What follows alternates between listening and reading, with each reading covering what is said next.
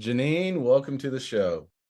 Thank you so much. I'm happy to be here and excited to talk. Yes, I'm excited to talk to you as well, and really encouraged with your passion for fitness and life coaching. Right before we hit the record button, we were just kind of talking a little bit about exercise and what you did today for your exercise and what I did. Can you tell the audience, where did this passion of fitness and exercise, when did it begin? Was it from someone else? Was it from childhood? Talk us about that journey there with your exercise and fitness passion. That's a great question. Yes, I have a very specific moment in my life, I think, when it became of interest to me. So I was always an active kid, and in high school, I was in track and field and cheerleading. And I had a moment right after finishing high school, preparing for college, and I said to myself, "Gosh, I maybe I should join a gym." Because I was aware of the freshman 15, if you will. So I'll be honest, like that was kind of the intriguing, motivated factor Yeah. to join my first gym. I had no idea how much I would love it. And I quickly just really became fascinated with feeling like I was getting stronger and lifting weights and doing machines. And my workout time at the gym quickly became just a real quality time with myself. Loved my personal workouts, listening to my music and doing my own thing. So yeah, it really, really started probably when I was about 18. Awesome. That's fantastic. Yeah, Yeah. I heard about the freshman 15. I went to the University of Illinois. I heard about it, but I still gained the freshman 15. So, Sure, sure. yeah. And that's okay. And Yeah. that's okay. So that took a little while. So how have you been able to maintain this level when it comes to fitness? Have you had moments where you've kind of dropped off? Walk us through, because that's one of the biggest challenges that a lot of people have, whether it's with perfectionism, and I definitely want to Mhm. talk more about that. How are you able to maintain your fitness level and those commitments?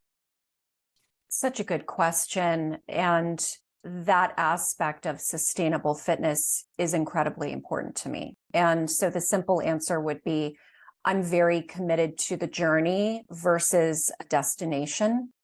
And so when we're committed to the journey, we are more flexible in our methods. We are more open minded in integrating different kinds of modalities. For me, as I mentioned, I think the fitness piece sort of started as a concern for maybe more physique goals. And fitness has been a wonderful, wonderful tool in my life. I am a cancer survivor. And when I was going through my cancer journey, fitness was a wonderful tool to help me manage the stress and anxiety associated with not knowing what each subsequential doctor's appointment was going to reveal and kind of what this journey was going to look like. And so at times in my life when I have dealt with obstacles, fitness has been a wonderful companion and a wonderful tool, and a reminder that I'm stronger than I feel at times. So that's kind of the lens that I see fitness. I am totally convinced that forever, as long as I am on this earth, I will be exercising Yeah. because I just love it. I love it and I believe in it. Yeah. Yeah. There's so many great things you just said that I love and really want to dive into.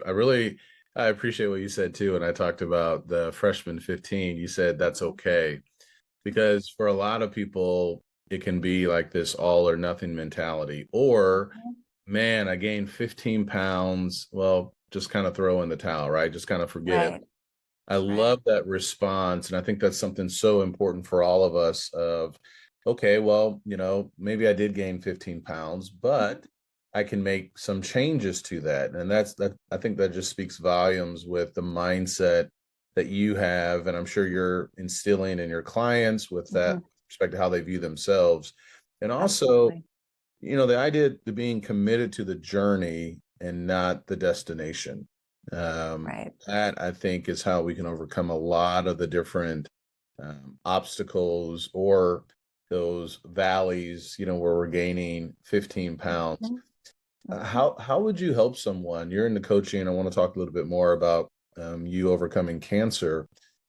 How would you help someone though with trying to navigate the journey, trying to see or focus more on the journey than just the destination? Because you have, 90-day programs to get in the best shape of your life, 30-day programs, do this for 2 weeks, right? And those can Mhm. Mhm. serve a purpose and a role. They work.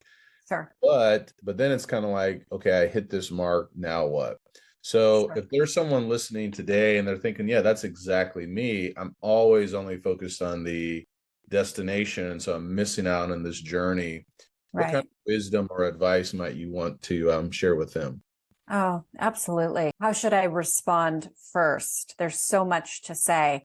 I believe that it's important to, for example, set goals, have an idea as to the destination that we wish to go.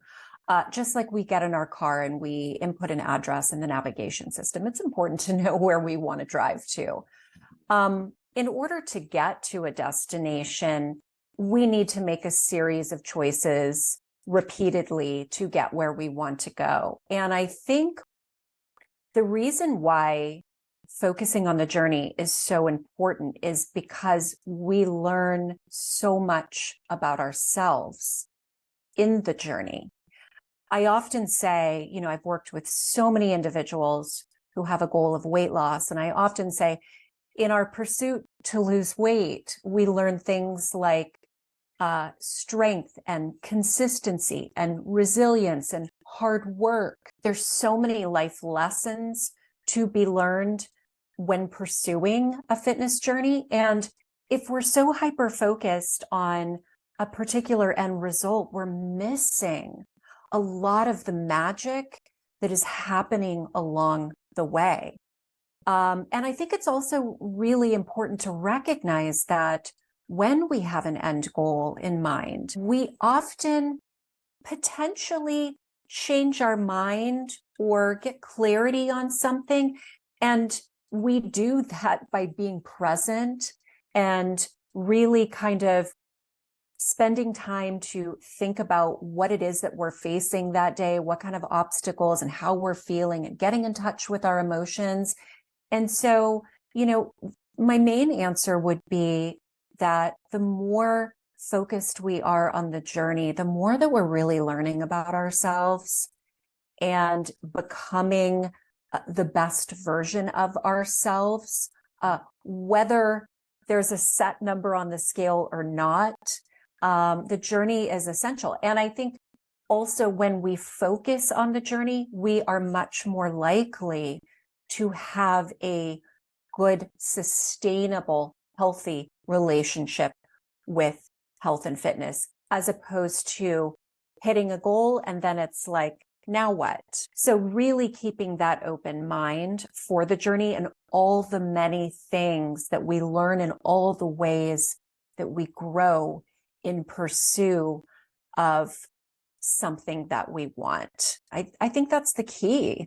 Yeah, no, that's a great answer, and I'm just thinking about a lot too. I was listening to another video earlier today, and somebody was just talking about so many people want to be happy, and certainly, obviously, we all want to be happy in some shape or form, and things like that. But a lot of people don't necessarily want to go through a struggle. But if you Right. think about life, there will be struggle. And that kind of just made me Mhm. think about what you're talking about with this idea of the journey. Okay, Mhm. let me just hurry up and get to this destination. Mhm. But to get there, there are going to be these highs and lows, and things are going to go really, really well, but then you are going to have potentially some setbacks, but feeling comfortable enough to say, okay, I know that's going to happen, or Mhm. I'm going to expect the unexpected, but I'm still going to just keep making progress, as you said, just little by little, and taking these steps becomes so important for sustainability. And I think that's probably one of Right. the biggest things too. Like, it's not that people can't accomplish fitness goals or whatever else they're trying to go after. is it actually sustainable? So there's like this Correct. instant, gratification. I want to get there. Hurry up. How fast can we get there? But the sustainability, being kind to yourself, like Mhm, what you said, all right, you mhm, gained mhm. 15 pounds. That's okay. And Right. those next steps are really important. So true. And, you're describing really, I think, resilience too, because life doesn't happen exactly the way that we would like it to or we expect it to. Life is full of all kinds of twists and turns. And so the more flexible we are and the ability that we have to adapt to the current situation just means we're that much stronger. And, my favorite people on the planet are the ones that have endured big struggles, big Yeah. struggles. And I think, and why is that? I think it's because those individuals have perspective and they tend to have an immense sense of gratitude because they have gone through the tough chapters and Yeah. they've come out the other end. Yeah. And so, yeah, all of it. That's awesome. Absolutely. Yeah. You mentioned cancer. Yes, I'm so thankful that you were able to overcome that. What a blessing that is. Can you absolutely. share Thank with you. us that journey for you? And we know that fitness was a big part of that, uh, Sure. how you were able to process that, what you're able to use from your journey to help your clients and to help the audience as well. Absolutely. I'm grateful as well. And so I received a cancer diagnosis at a time in my life when I was living in a toxic relationship, and I was also very much a perfectionist and didn't exercise a lot of healthy boundaries. I was a people pleaser, and I was always so concerned about what everyone else was thinking. And as I mentioned, I got into fitness specifically, at age 18 and have continued ever since. And so a cancer diagnosis was surprising to me because I guess I thought since I was always fit that this just wouldn't happen to me. So when I did get that diagnosis, I remember the first words out of my mouth, which really spoke volumes as to the perfectionistic place that I lived. But what I said was, what did I do to deserve this? Insinuating that it was my fault that I was in this situation. And I quickly learned to, ironically, really focus on what mattered most in life and to live each day with gratitude. As a chronic planner and list maker, I learned to be more patient with myself and deal with my cancer journey one day at a time. I also learned things like adaptability. I remember when I went through my radiation treatment and I couldn't have physical contact with anyone for a week. And so my mind, instead of going to the place of, gosh, I can't exercise, I can't do what I want to do, I adapted and I chose to go for walks, get some fresh air, get some vitamin D through the sun, and just keep my spirits up that way. So fitness was a wonderful companion to me at a really difficult time. And very much as we were previously speaking about life struggles, I firmly believe that in life we are given gifts, if you will, that certainly don't appear to be gifts at the time. They can be scary, they can be overwhelming. Certainly, any kind of health diagnosis can very much be that way. But it's the lessons that we learn and the strength that we derive from going through that. If I'm being honest with myself, I wouldn't change it. I have no doubt I'm a stronger person now Yeah. than I was before that.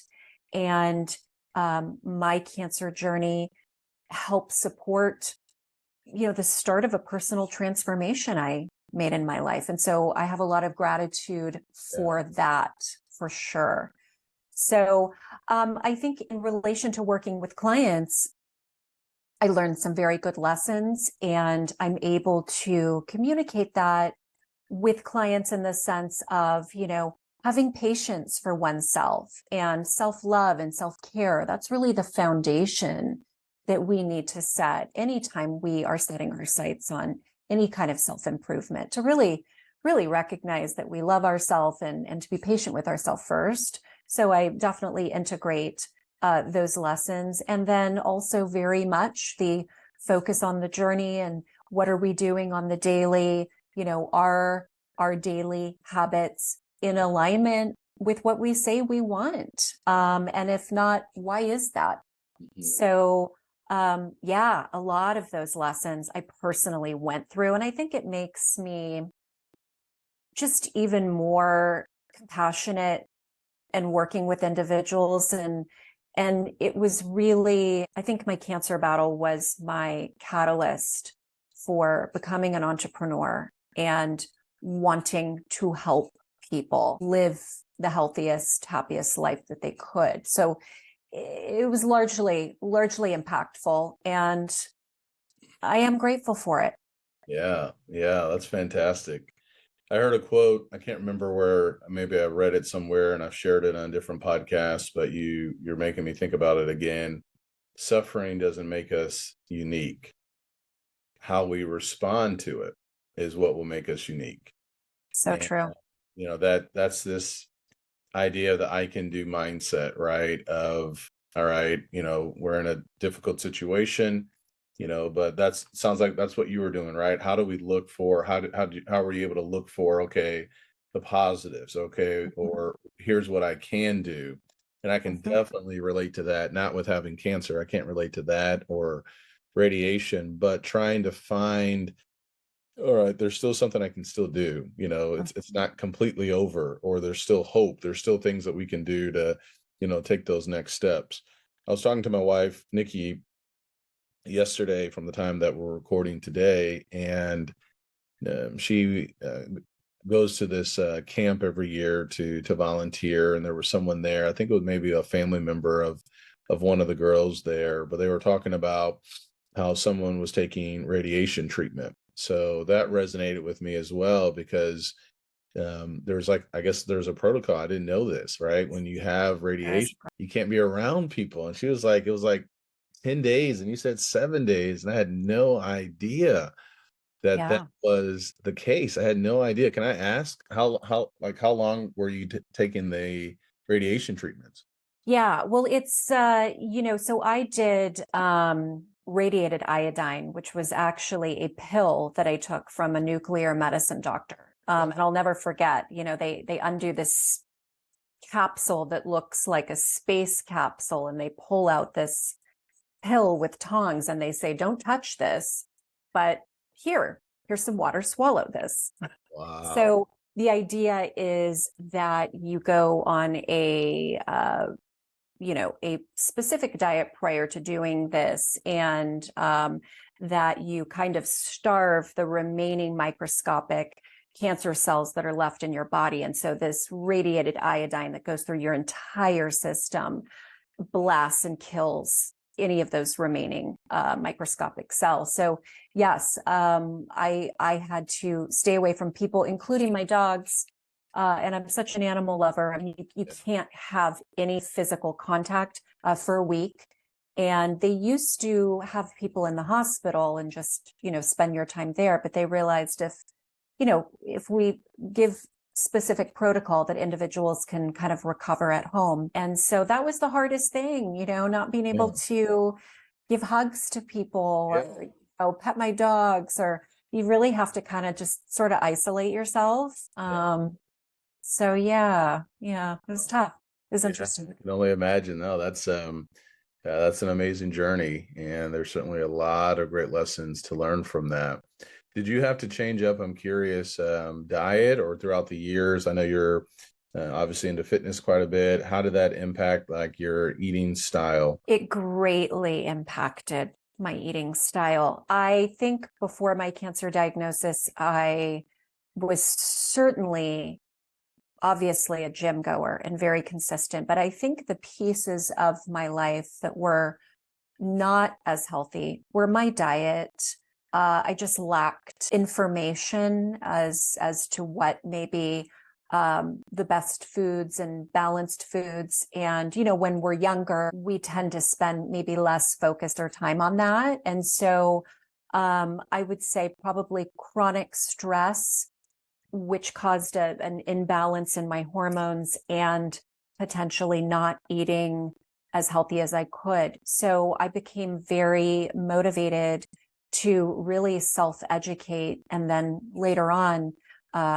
took many instruction classes and courses and certifications in nutrition to really just better advocate for my health and wellness. I wanted to know, what could I be doing better? And what were the missing nutrition components in my diet? And what were the foods that I probably needed to stay away from, being a cancer survivor, like inflammatory foods and such. So yeah, my diet's changed a ton since then. I'm love whole foods, and I eat very, very, very little processed food. I try and stay away from, gravitate towards like a Mediterranean diet, lots of veggies and fruits and poultry and fish and nuts and seeds. So yeah, and I think nutrition is such a huge contributor to our energy and our mood and how well we sleep and all of that, right? Yeah, absolutely. No, and I know it gets a little silly after a while. It gets so controversial about, how do you eat and stuff like that. Sure. And there's just so many different things out there.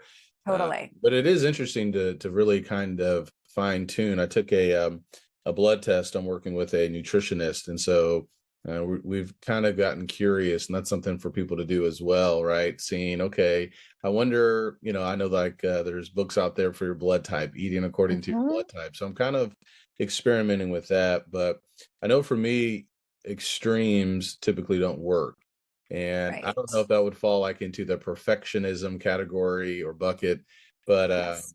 just something balanced. Like last year, I went vegan for about 130 to 150 days, which I was really proud of. But that went back to like this sustainability. Yes. Yeah, it wasn't. I know I've learned some things since then, but mine right now is just more of a balanced kind of eating. But what are your thoughts when people come to you and they ask you about eating and diets and all of that, all those kinds of questions? How do you lead them, and what type of wisdom do you share? Yeah.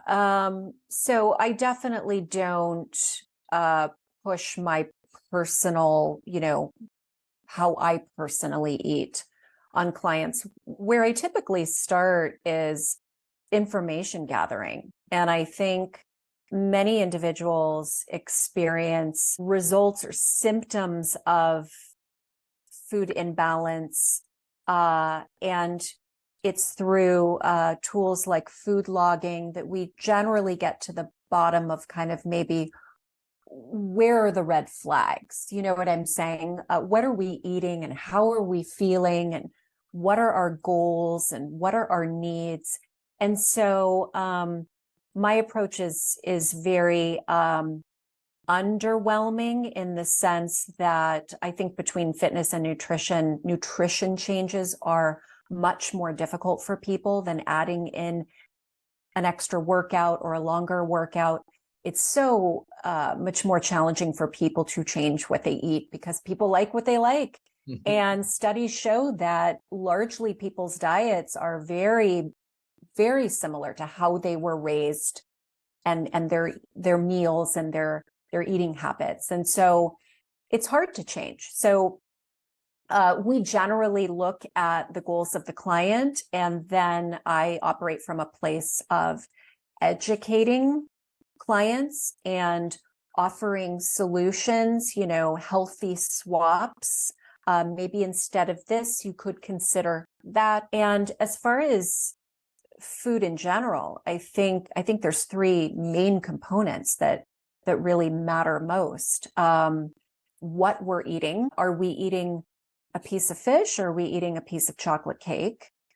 So what are we actually eating? How much, serving size, caloric intake in relation to we are eating, and what that does for our body, because our body needs something different in the earlier part of the day than it does when we're preparing to go to sleep at night.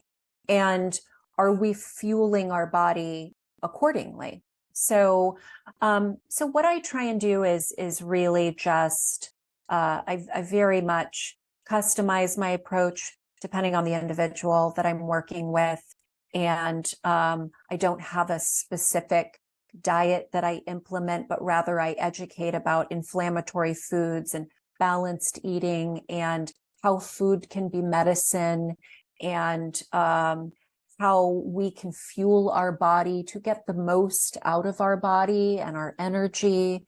And that's really my approach. I really pride myself on educating my clients because I want my clients to feel like they can go out to dinner or go on vacation or travel and make healthy choices when they're living their life, and not be super stressed about, oh my gosh, I have no idea what is a good or healthy balanced choice. So that's really the lens that I operate from is sustainability. And as a whole, if there's one thing that I do across the board that is probably true with almost all of my clients, is I really recommend limiting processed food, because the fact of the matter is that most of the time when we're eating processed food, we don't necessarily know what we're eating. Yeah. There's So a lot of chips, things on nutrition cookies, labels. Yeah. yeah, so all those things, fast food, all those things would fall into that category. Yeah, there's a lot of, preservatives and Yeah. extra things added for shelf life that may or may not impact our health. And so that's kind of an unknown. And so I, always encourage real food. Yeah. So you mentioned what we eat, Mm-hmm. how much we eat, and then when we eat. Yes. And all of those become really important. I think this is a great segue into limiting beliefs, because you also mentioned people have a hard time overcoming some of those things that were instilled in them as a kid. So for me, Sunday afternoon after worship services, it almost at times felt like Thanksgiving. Yes. We had so much food, but we talk as a family, we laugh, we take a nap and watch football. Talk to us about this idea of limiting beliefs, how to overcome limiting beliefs, or even how to identify what they may be. Mm-hmm.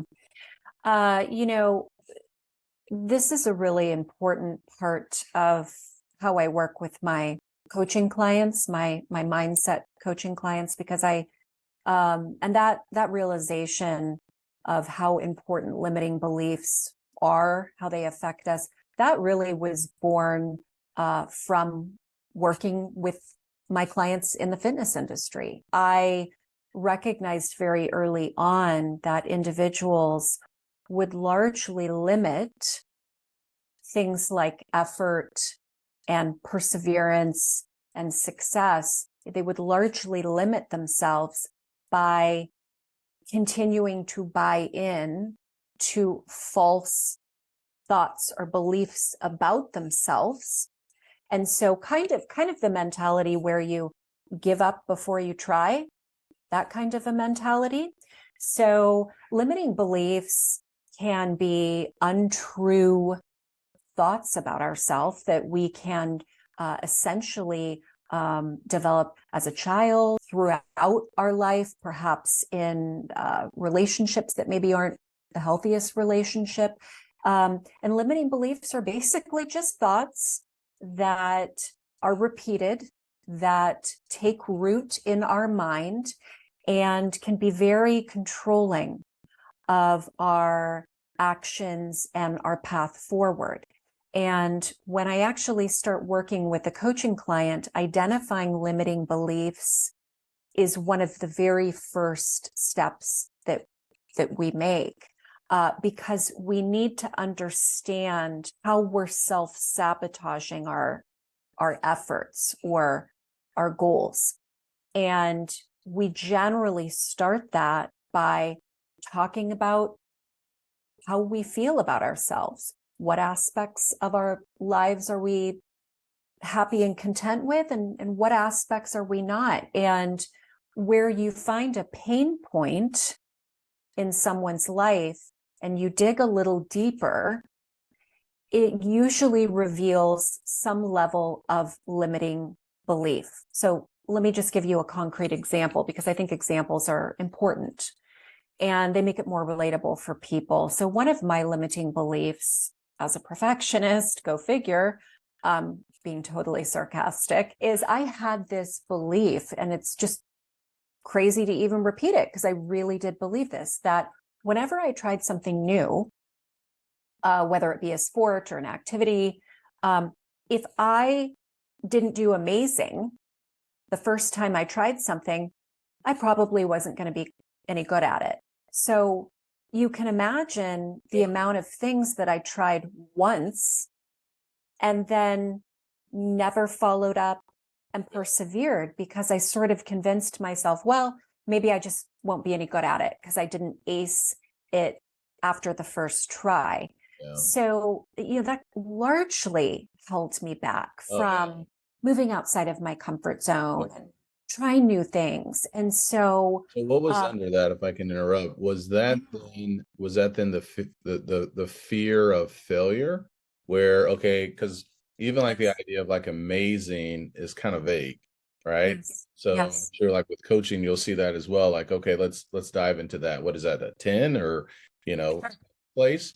Yes. For you, was underneath that then, fear of failure or Yeah, total fear of failure. And to clarify, perfectionism is really not the meticulous concern that everything be in order and perfect.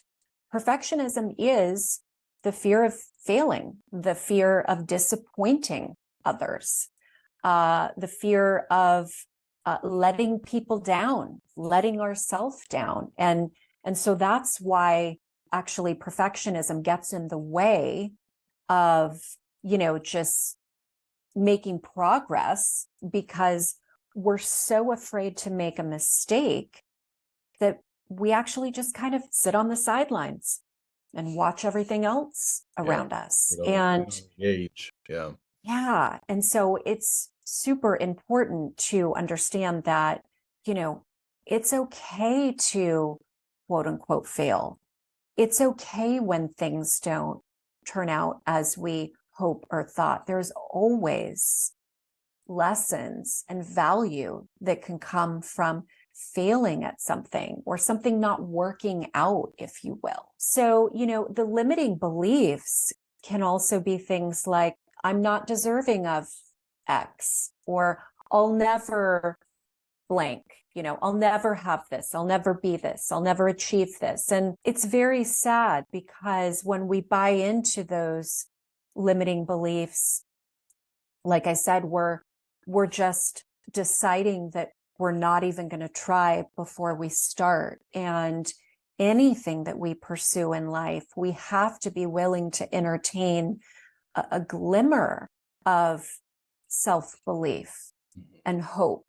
Otherwise, we won't try anything different. And so that's why limiting beliefs can really, they can be a very powerful thing, and they can often keep us stuck kind of on that hamster wheel in our life, where we just sort of keep doing the same things, and we're getting the same results, and then we get frustrated that nothing's changing. So as you work with clients, then let's talk about this a little bit more. And if someone's listening, are you having them write out these limiting beliefs, or are you having them say them out loud to you and then kind of looking at them and saying, okay, now what's true, what's not true? How could someone begin this process? I know it could be as easy as writing things out, but then you still have to take that next step. So Yes. there's Yes. something about sustainability. You brought that up a couple of times so far. Yes. I think is great. Walk us through. Okay, I've seen these limiting beliefs. So, all right, I have a defibrillator. I'm not going to be able to lift heavy anymore. I'm not going to be able to run anymore. How would you guide me or someone else into overcoming those? Sure. Well, so one of the ways that we kind of pull out the limiting beliefs and we identify them is I ask a lot of thought provoking, deep questions, open ended, deep questions that individuals start answering about how they really perceive or see themselves. And when we do identify a potential limiting belief, I usually ask more. I ask examples, how does that show up? How do you feel like that gets in the way in your life? But the next step from identifying a limiting belief would be to reframe a new thought around that limiting belief.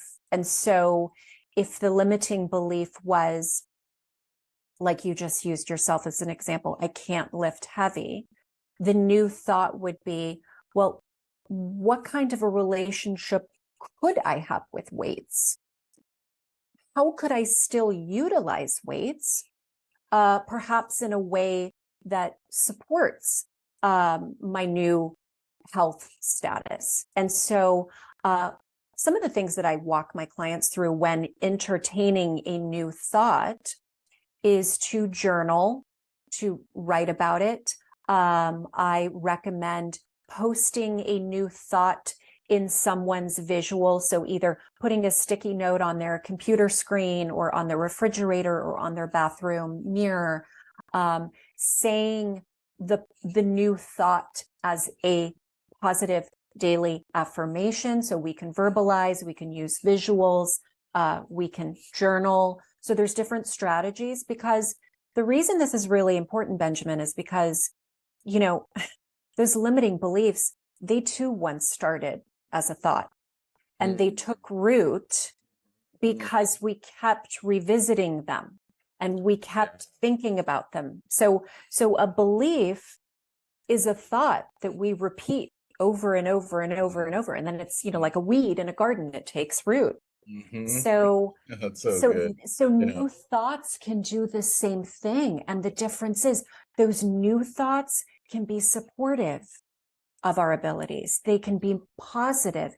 And so once we identify a limiting belief, then we create a new thought or two. And then I have my client engage in what I just mentioned, verbal reminders, visual reminders, journaling. And we put a lot of emphasis and focus on thinking about that new thought and revisiting it and considering it. And then the third step that I take is action with my clients, because nothing is going to help solidify a new thought more than taking action on a new thought. And the confidence and the self-belief that happens little by little with each step we're willing to make in another direction. So it's all kind of related, but the action piece is very, very important to the buy-in of the new thought. And it's, we can create new thoughts that take root just as limiting beliefs do. So that's a really important piece to recognize. Yeah, it's so good. So examining what these beliefs are, journaling, recognizing these thoughts for what they are, exchanging new thoughts for them, and then taking action. Absolutely. Those are steps. Yeah. That's so good. I've been reading this book. I already read it, I guess. It's called The Stress Prescription. I love what the author said. There's a section called Catch and Release. That's kind of like what you're saying here, right? With these limiting thoughts of when anxiety or whatever the case may be begins to arise. Okay, we want to catch those thoughts, and then we want to release them. And I thought about this just going on a walk at one of the lakes in our subdivision. There's a sign with respect to the fish catch and release. And so absolutely, what a great example. It's like fishing. And I preach, so from a biblical standpoint, I think about like Philippians 4 and verse 7 and 8, the things that are good and lovely, think on these things. So this idea of Yeah. meditation, and Yes. 1 Peter 5:7, cast your cares to him because he cares for you. So Mhm. I've used this as well in preaching with this idea of catch and release, Yes. and understanding these kinds of limiting beliefs, whether it's in fitness, nutrition, work, whatever the case may be, just how detrimental they can be. Like for you, if it wasn't amazing, then I didn't even go back. You didn't go back for the second time or the second try. Mhm. So Mhm. Mhm. excellent thoughts there. I really appreciate that, because it is so amazing just how powerful our thoughts really are. And for, whether it's cancer or a defibrillator or just unexpected things throughout the day that can Yeah. derail us. That's derailed me before. It's just like, man, just forget it, right? I'll start all over tomorrow. But we can Right. catch those thoughts. And that goes back to what you were saying earlier, which I think is so important. It sounds so easy, but being present, Mhm. staying in today. For you in your life, I'm curious, are you taking time throughout the day? How do you stay in today? How are you staying present? Is it turning your phone off for 10 minutes throughout the day, getting off social media? I know you work out, so I'm sure that's part of you staying present and being in your body. Yes. Are there any other Absolutely. tools or resources that you are currently using to help you to stay present in today? Yes. And tools, and I also view those actions and things as self-care to support being in the moment and being present. Yeah. Yes, I do a lot. So you know, I'm very connected to my computer and phone when I'm working. So Sunday is my day of rest, and I literally keep the laptop closed and I put my phone on do not disturb. And it's not it's not because I don't love people and want to connect with them. It has to do with limiting distractions so that I can be present. And so that's a pretty much all day Sunday thing for me. Another thing that I do is I do put my phone like on airplane mode or do not disturb at a certain point in the evening so I can be present with my family and not have those distractions. Absolutely. I have a rule when I work out that I do not I can change a song that I'm listening to, but I do not open email and I do not, start doing that. I Me too. really, yeah, I really, because I'll just call myself out. I think for years and years, I was about multitasking, right? What's the big deal? I can do 5 things at once. But I think what the big deal is we're not really doing any of those 5 things well if Yep. we're just partially paying attention and we're not extracting the joy or the lesson or the satisfaction out of the things that we're doing when we're doing multiple things. So yeah, the do not disturb the devices. I do engage in daily meditation. I do a 5 or 10 minute guided meditation, and that mixed with my exercise and my walks outside. Those things are tools. They encourage self-care. They encourage myself being present in my life, and they also help me feel balanced and can help manage stress, especially when we have really busy, demanding things that we have to get done. So yeah, I do all of it and I'm very consistent with it because I feel the benefit of it. You know what I mean? Yeah, yeah, and once you get to that point where you see the benefits, why would you want to do anything different? And that's the danger of Totally. those of sabotaging ourselves. And let me just double check this. That's something I'm working on right now, Janine, with when I go walking with my dog Teddy. Mhm. So typically, I've always listened to music or a podcast or something like that. Yep. So talking to my nutritionist, we were just, I don't know, I think I just told her, hey, I didn't listen to any music today, something, we had some kind of conversation. So she was just talking about, yeah, there's a lot of great benefit with that. And I had talked to another preacher here last month, and he had run a marathon. And I said, well, did you listen to music? He said, no. I said, really? I said, why not? Wow. He said, well, it kind of gets in the way with the earbuds and you're sweating and the phone. Sure. But I think there's something to that. My wife, Nikki, has mentioned this as well, because me and my son, we like to listen to music in the car. So she says sometimes, hey, we can drive without any music on, right? Like you can kind of sit in that silence. I know there's something to that, and that maybe that's another level. So today I did a 30-minute walk, didn't have any music on. Now I was checking my phone off and on, but I noticed that even more. So it's Mhm. getting comfortable with the silence, and it's not silent because you have so much outside, but Yeah. getting comfortable in that new environment. And I'm wondering too if that's even like a dopamine hit as well, right? With the constant noise and things like that.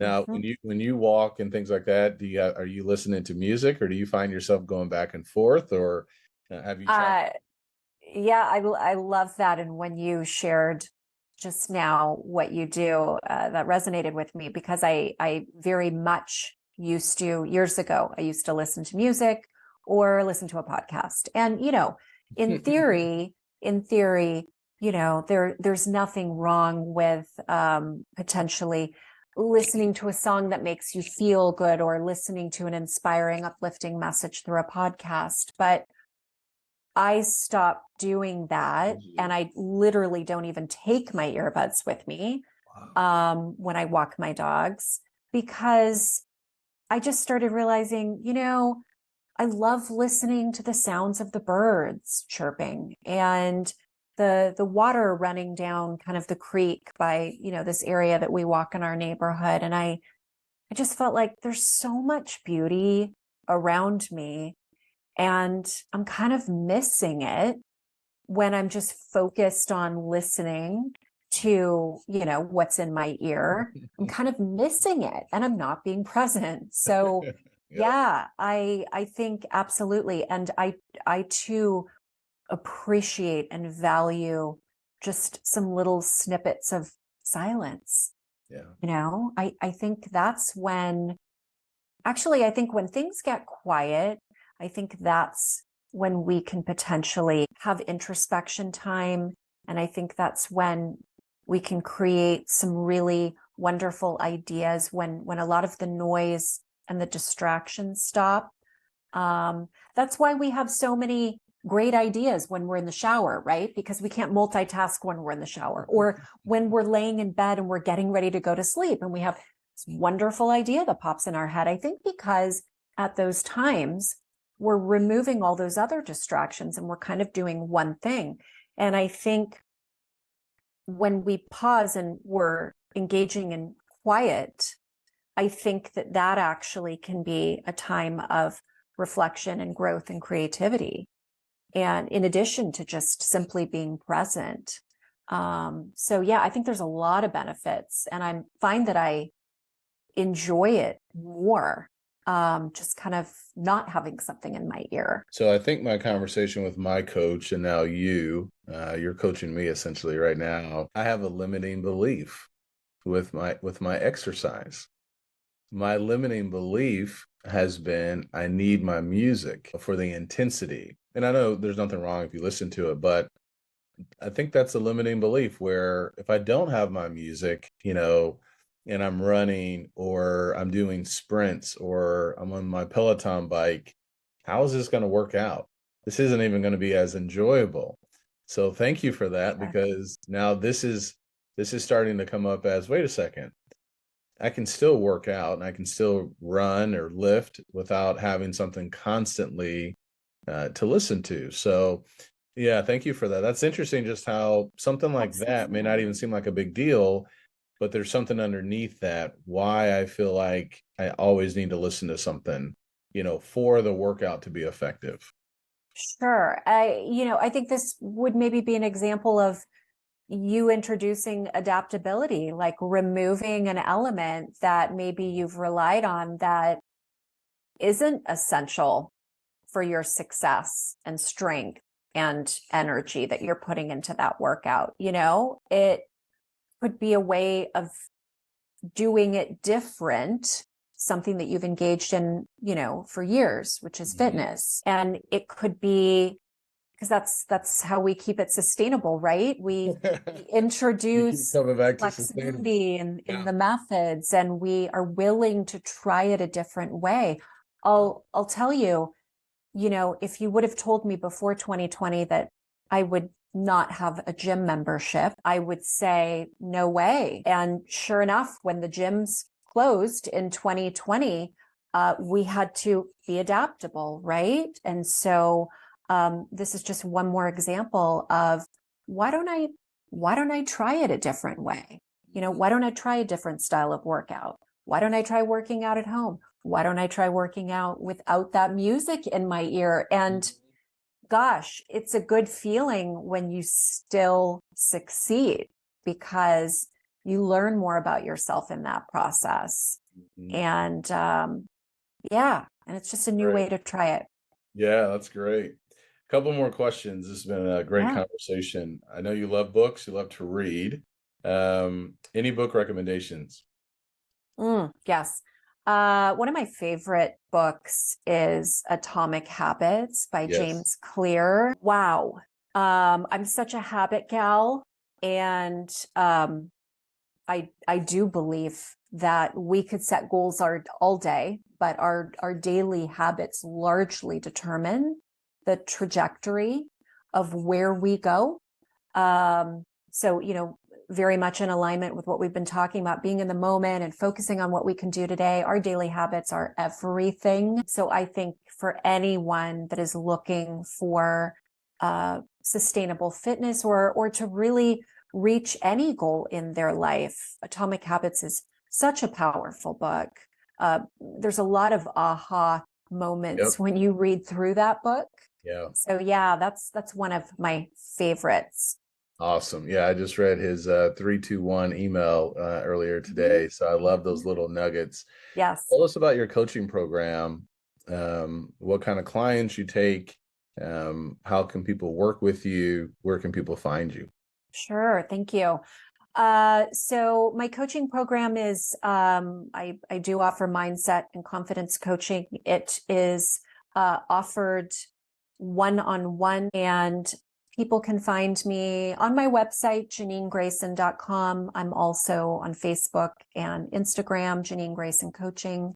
Individuals can reach out to me that way. A good indicator that maybe someone might want to entertain coaching is if they identify feelings of dissatisfaction or unease about an aspect of their life. And it's okay to not have it all figured out, but it's usually a good time to pick up the phone and connect with someone like myself. And I do offer complimentary clarity calls. So if an individual is just kind of uncertain and maybe not happy or satisfied with an aspect of their life, and they don't really know why, but they know that they don't feel as they would like to feel, then I would love the opportunity to have a clarity call and learn more about maybe what they might be experiencing. Absolutely. Fantastic. I'll put all of that information as well in the show notes. Janine, this has been fantastic. I have a lot more questions. I know we said we talked for about an hour or so, but I really do appreciate you sharing your story and the obstacles that you've been able to overcome and how those have been able to impact other people in the world for good. You definitely have an I can do mindset, and you've been a great encouragement to me. Final thoughts that you like to share with the audience?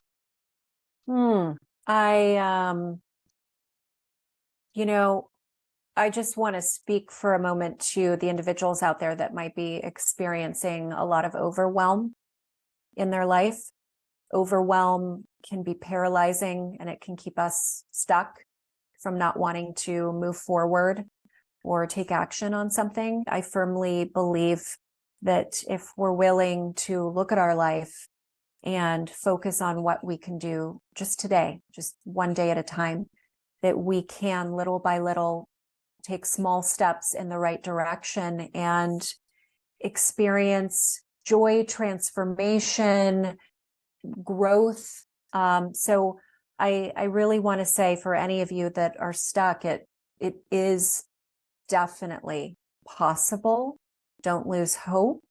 And there's people out there, I'm one of those people, that can help you through that journey. I think the power of us working together and supporting one another is a lot more powerful than us all trying to go it alone.